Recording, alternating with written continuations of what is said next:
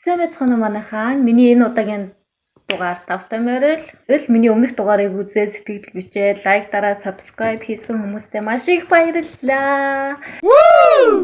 За ингээд би энэ удаагийн дугаараар маш сонирхолтой дугаар бэлтгэсэн. Ягаад гэхээр би нэг сар өөрийнхөө нэг сарын хугацаанд хэрхэн жингээ асан талаар өөрийнхөө түүхийг та нартай ярих болно. Вау.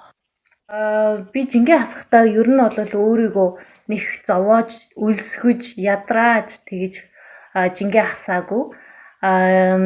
Гол нь би юуг баримталж жингээ ассан бэ гэхээр ус уух. Тэгээ нэг уухтаа нэг амар ихээр нь залглаад ахгүй. Нэг жоохон байж байгаа нэг хэсэг хугацааны дараа мараа баг 2-3 балгаар ч юм уу тэгж уугаад.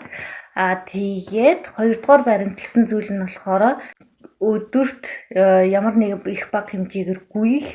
Гэхдээ нэг 7 хоногийн бол нэг 5 өдөр гүйжсэн.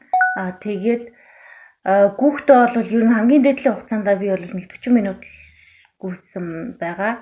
Нэг удаа бол маш удаан хугацаагаар гүйжсэн. Яа тэгэхээр нэг кино үзэнгээ гүйжсэн болохоор тэр айгүй удаан байсан. Киног эхнээс нь ахуулаад дуустал гүйсэн байгаа. Тэгээд ер нь бол хамгийн доотлолтой бол 20 минут гүйх ч юм уу. 20 минут гүйхтэй жоохон хард хүнд маягаар гүйж мөөгээд тэгээд байсан байгаа. Өдөртөө идэх хоол хүнсний хэмжээгээ болохоор нэг амар хасаж масаж тэгэж өөрийгөө нэг амар тамлаагүй.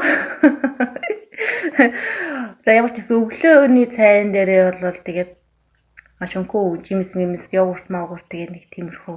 Ер нь бол тийм талхан бүтээгдэхүүнээс зайлс хийжсэн. Тэгээд алкогольны төрлийн юмнаас бас зайлс хийсэн. Хаяа нэг найз мэдтэйгээ уулзахад бол бага хэмжээний алкогол агуулсан тиймэрхүү зүйлүүдийг уугаал байсан л да. Өдөрт идж байгаа хүнснийхээ килокалорийг сайн хардаг байсан. Ягаад тэгэхээр өдөрт шатааж байгаа килокалори тэгээд идж байгаа килокалори хоёр нь өөр байх ёстой. 100% килокалори шатаалаа гэхэд 50% нь тэнцэх үст тийм килокалори хүнс иддэг гэсэн. Тэгээд тэр нь болохоор нэг аим би тэгж нэг амар өлсөж зовоогүй. Ягаад тэгэхээр өглөөний цай өдрийн хоолоо сайн идээд нэг амар тэгж тооцоолж килокалороо тооцоолж одоо тэдэн килокалори энэ төр гэж байгаагүй зүгээр баримжаагаараа тэгээ явчихсан. Тэгээд усаа сайхан уугаад өглөө усаа уугаад тэгээд оройдоо бол тэгээд хичээлтэй ч юм уу тиймэрхүү үедээ дандаа мөнхийн устай уснаас өөр юм ер нь уухгүй. За тэгээд унталт миний хувьд бол хамгийн чухал зүйл. Ягаад гэвэл унталт бол стresснээс ангидшрын дархлаагаа дэмжин, гоо сайхнаа хамгаална. За тэгээд өдөрт бол хамгийн доотлын хугацаанд би бол 8 цаг унтдаг. Орой 10 цагт унтаад тэгээд өглөө 6 цагт босох ч юм уу. Тэгээд нэг тиймэрхүү журмаар явж ирсэн. Одоо болохоор сүүлийн үед нөгөө нэг хичээл гээд жоохон гэртээ оройтож ирж мэрээд энэ төр гээд байгаа болохоор хичээлтэй өдрүүдэд бол 11 гэж унтаад өглөө нь 7 гэж босмосоод байгаа. Хамгийн эртдээ 7 ч юм уу. Тэгээд дараа нь боломжгүй 8-8-аас босдог ч юм уу те. Тэгээд байгаа. Тэгээд унталт бол хамгийн чухал нь миний хувьд бол тий.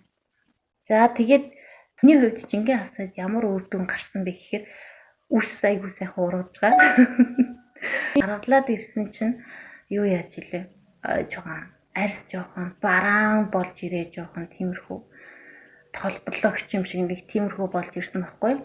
Тэгээ жингээ асаад ирсэн чинь жоохон гэлтайгаа гэлэлзаад яг үндсэн арьсны өнгө нь гарч ирээд тийм болсон байгаа.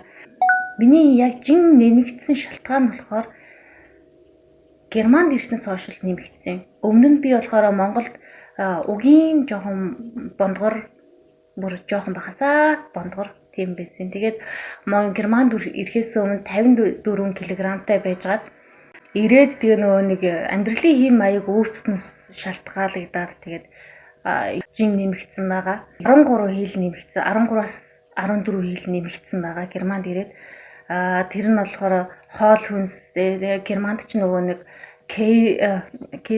бяцлаг ихтэй тиймэрхүү хоол байдаг. Тэгээд ер нь бол дандаа шарах шүүгээд хийсэн, шарсан, хуурсан нэг тиймэрхүү тэгээд гурил ихтэй тий нэг тийм килокалори маш айгүй өндөртэй хоолтой. Тэгээд би чинь дээрээс нь цэцэрлэгт ажиллаж исэн болохоор өдрийн тэгээ 2 удаагийн хоол моол гэртээ хоол идээд цэцэрлэг дээр очиж идэх ч юм уу тийм цэцэрлэгийн хоолууд ядж байгаад айгүй амттай тэгсэн мөртлөө нэг калори айгүй их өндөртэй. Тэгээд нөгөө хүүхдүүд чинь ангидаа ингээ хоолоо идэн багш нар чинь бас ингээ цуг суугаад цуг идэн тэр хоолоо тэгээд тиймэрхүү маягаар тэгэл ер нь сайн жингийн нэмсэн баха. Монголд би нөгөө багшаар ажилладаг байхдаа тэгж нэх амар хоолнд нэх амар ойрхон байгаагүй. Яг өдийн цаг гээд хүүхдүүдтэйгээ нөгөө хоолнд орохдоо жоох нэг хоол моол амтлах ч юм уу тиймэрхүү байдлаар өдөртөө нэг мэдчихэл тэгэл нэг айгүйх завгүй багшаа ажиллаж айгүйх завгүй юм идэх ер нь нэлийн завгүй байдаг.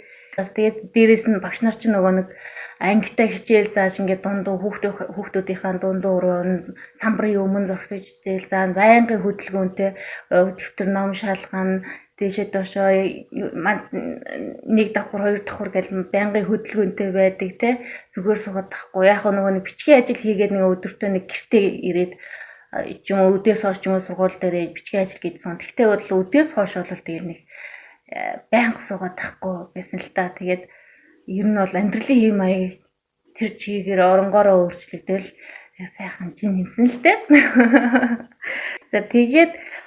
За тэгээд нэг иймэрхүү жингээ хасан түүхтэй. Жингээ хаснараа бас сэтгэл санаа өөдрөг болоод жоохон цовоос хэрэглэн болж хөдөлгөөнтэй хөнгөн шингэн болж ирээд ингээд байт юм бэлээ. Жингээ хасад бол би нөгөө нэг хамгийн гол баримтэлжсэн шингийн юм ус гэсэн шүү дээ. Тэгээд өөр нөгөө нэг хүмүүс чинь жингээ хасахдаа ногоон цай ч юм уу, жин хасах гиз цэвэрлэх цай ч юм уу. Тийм нөгөө янз янзын чин хасах тиймэрхүү бүтээхний холдог шингэн найруулдаг скол капсултай энэ төр гээд янз янзын юм уугаад идэг.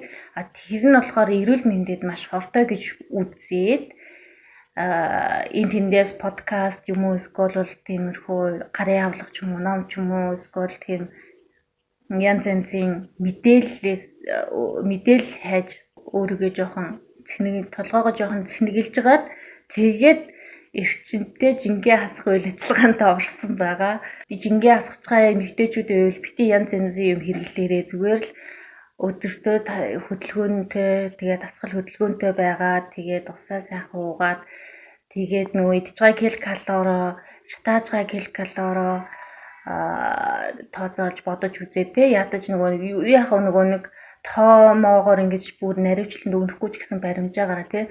Одоо жишээ нэг талах байлаа гэхэд тэрэн дээр бас килокалорийн бичсэн байдаг те.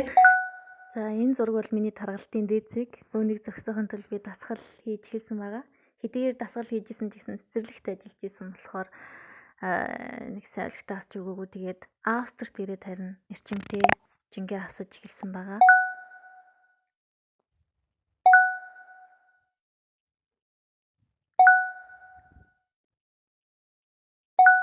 За ингээд миний жин хассан түүхнийг иймэрхүү хэрвээ жингээ хасгаж байгаа эрэгтэйчүүд эмэгтэйчүүд хүүхдүүд байвал зөв газраас нь зөв хэрэгтэй мэдээлэлээ олоод өөрийнхөө туршлага болон тэр олсон мэдээлэлээ нэгтэн өөрийн гэсэн тактикаа гаргаж аваад жингээс хасаарай.